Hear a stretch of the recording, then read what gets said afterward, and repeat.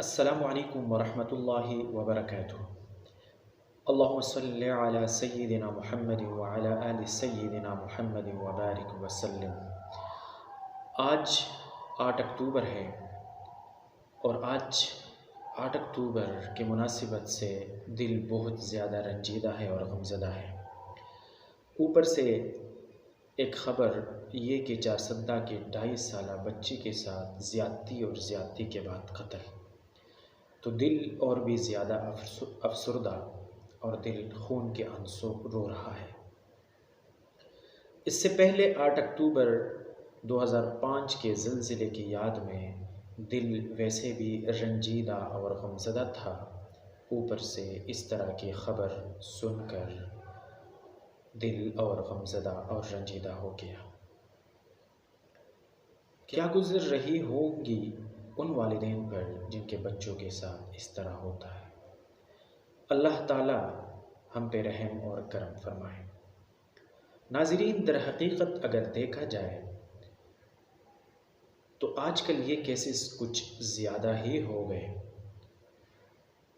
آئے روز ہم میڈیا میں دیکھتے ہیں اور آئے روز کہیں نہ کہیں کوئی نہ کوئی بچی اس طرح کی درندگی کی شکار ہوتی ہے۔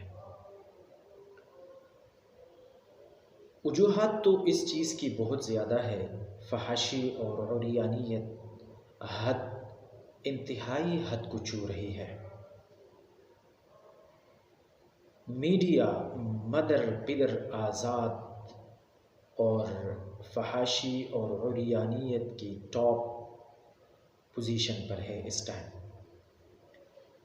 اس کے ساتھ ساتھ کچھ ذمہ داریاں ہماری بھی بنتی ہے کہ ہم اپنی بچوں کی یا اپنے معاشرے کی اخلاقی تربیت بھی نہیں کرتے، ان کو غلط اور صحیح کی تمیز بھی نہیں بتاتے۔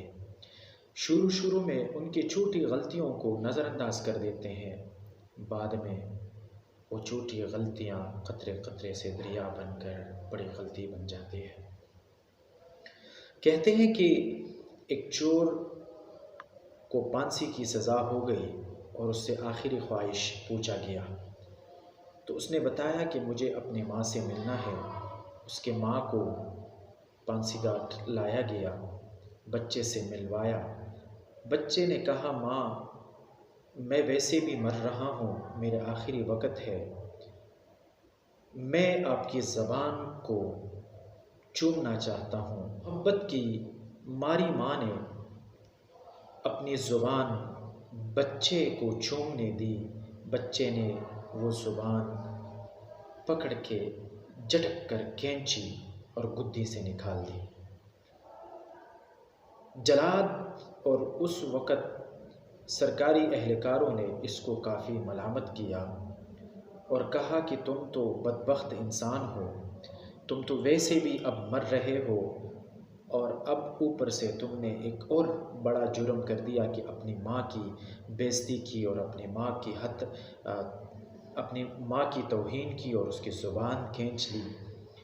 اس چور نے کہا کہ میں نے ماں کی زبان اس لیے کھینچی ہے کہ جب میں چھوٹا بچہ تھا میں نے اسکول سے ایک پینسل چرایا تھا، ماں نے اس پینسل چرانے پر اگر مجھے ٹھوکا ہوتا تو آج میں پھانسی گھاٹ میں پھانسی کے پندے اور پھانسی کے تختے کے اوپر نہ ہوتا۔ تو ناظرین، در حقیقت کچھ غلطیاں ہماری بھی ہے، دل تو ویسے بھی غمزدہ ہے اور رنجیدہ ہے۔ ہمیں چاہیے کہ ہم اپنے چھوٹوں کے، اپنے بچوں کے اور اپنے معاشرے کی اخلاقی تربیت بھی کریں، ان کو اسلامی تہذیب اور تمدن بھی سکھائیں، ان کو اسلامی رہن سہن بھی سکھائیں، گناہوں سے ڈرائیں اور اعمال صالحہ کی شوق پیدا کرائیں۔ ہمارے بچے ہمارے ہاتھ سے نکلتے جا رہے ہیں، ہمارے بچے اب ہمارے نہیں رہے، اب غیروں کے اشاروں پہ ناچ رہے ہیں۔